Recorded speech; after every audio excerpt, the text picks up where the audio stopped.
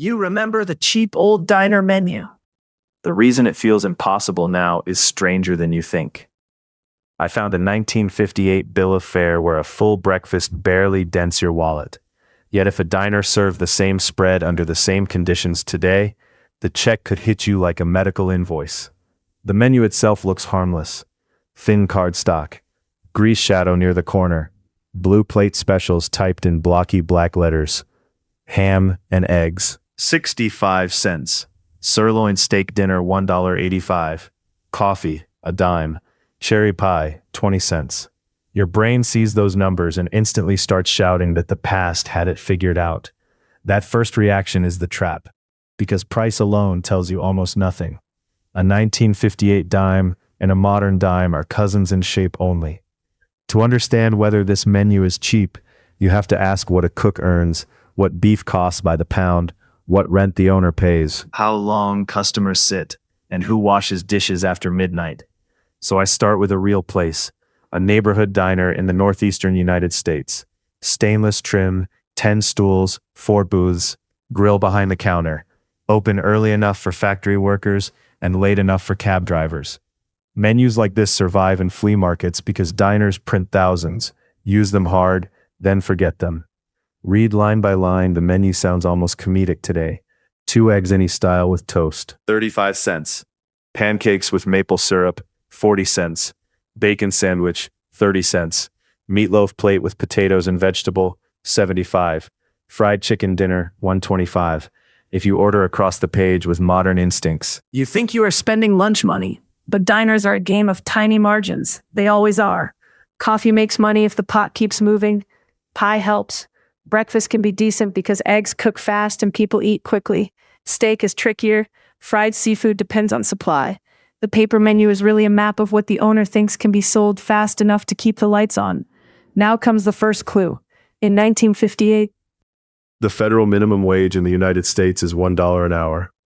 Many diner workers, especially women and black workers in service jobs, often live much closer to the floor than the glossy memory suggests.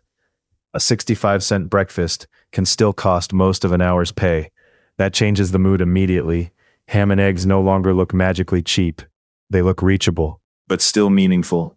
A man grabbing breakfast before work is not casually sprinkling coins around. If you earn around $80 a week before deductions, a steak dinner for $185 carries weight. You feel it in your pocket. Second clue. Food itself behaves differently in 1958. Industrial agriculture is already powerful, but the hyper-optimized supply chains are not fully here.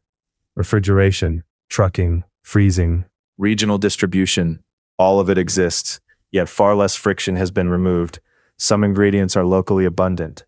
Others arrive dearer, slower, and riskier. Take coffee. A 10-cent cup looks like a joke from our side of history. Then you remember the business model. The cup is small. Refills are expected. But not endless camping with a laptop for 4 hours. The mug turns over. Sugar is cheap. Labor is underpriced. Rent is low compared with what urban commercial property becomes later. Now the third clue. The 1958 diner is subsidized by things the menu never prints. Wives cooking the rest of the family's meals at home. Workers who accept heat, smoke, burns, and split shifts. Cities built for constant foot traffic.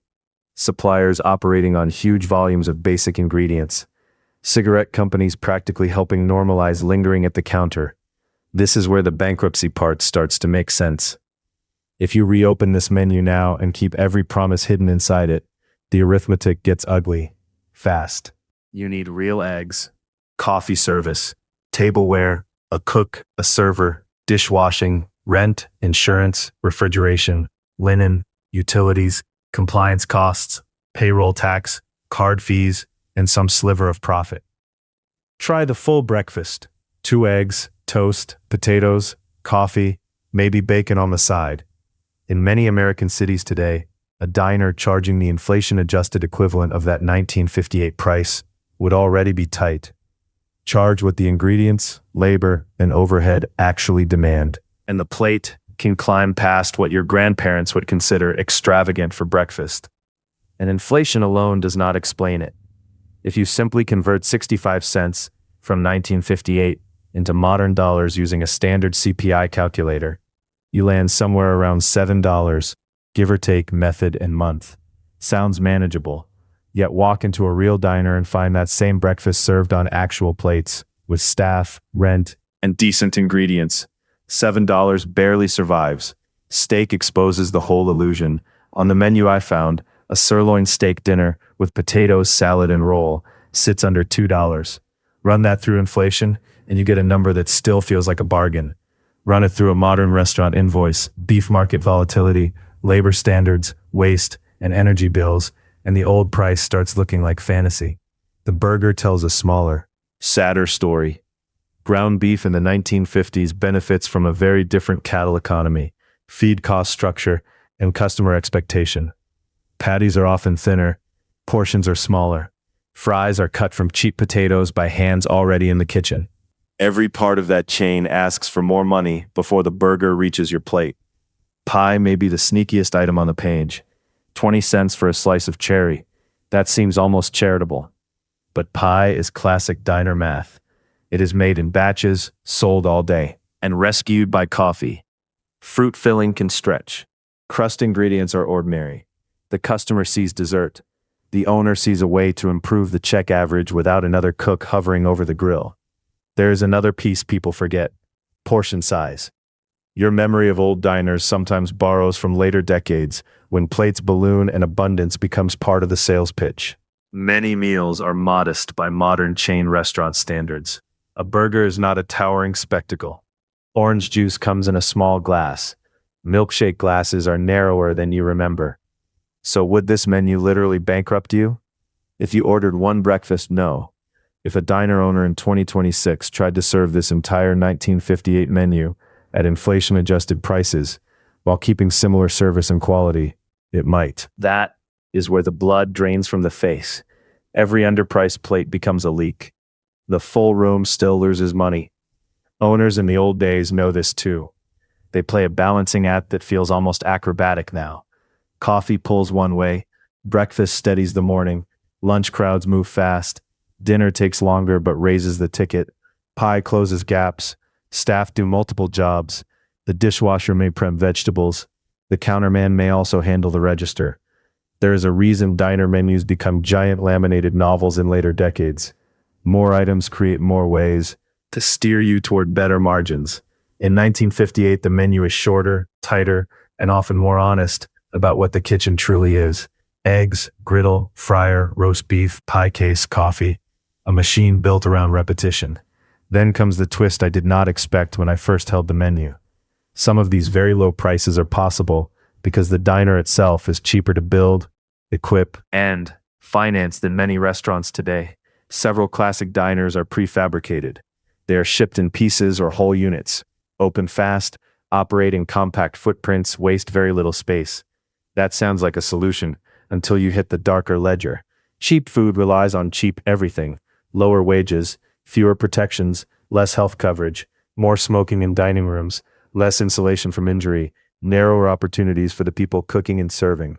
The menu is affordable partly because somebody else absorbs the cost with their body and time.